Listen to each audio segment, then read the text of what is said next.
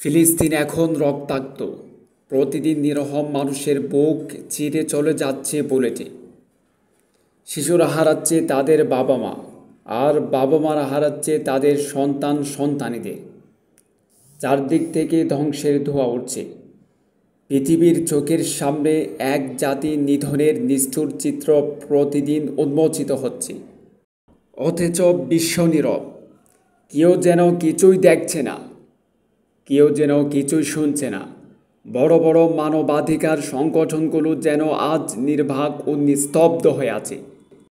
যারা শান্তির কথা বলে, যারা মানবাধিকারের ঝান্ডা তোলে, তারা আজ কোথায়?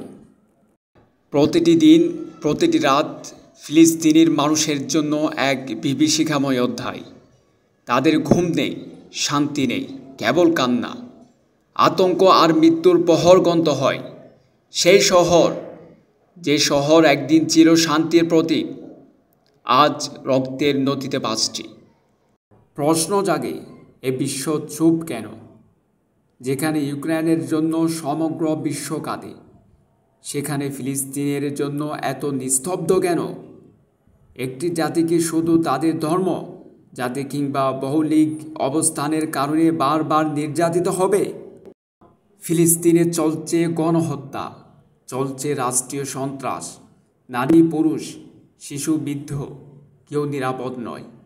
শিশুরা স্কুলে যাওয়ার বদলে হাতে তুলে নিচ্ছে পাথর, কারণ তারা শিখে গেছে জীবন মানে শুধু বাঁচা নয়, সম্মানের সাথে বাঁচা।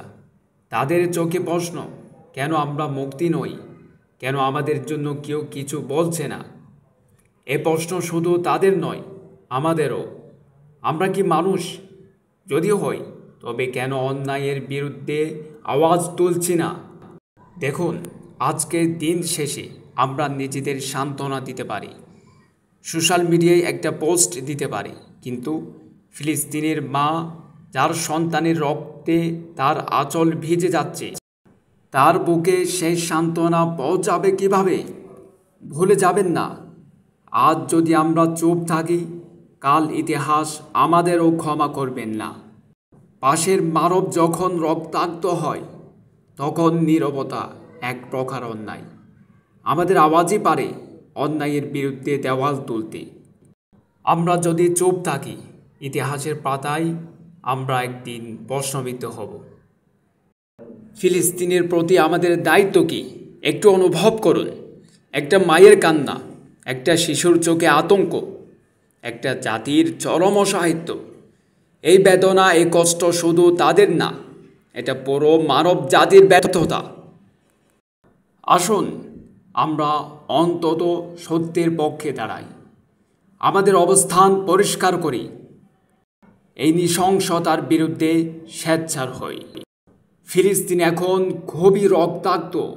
বিশ্ব আর কতদিন চুপ থাকবে?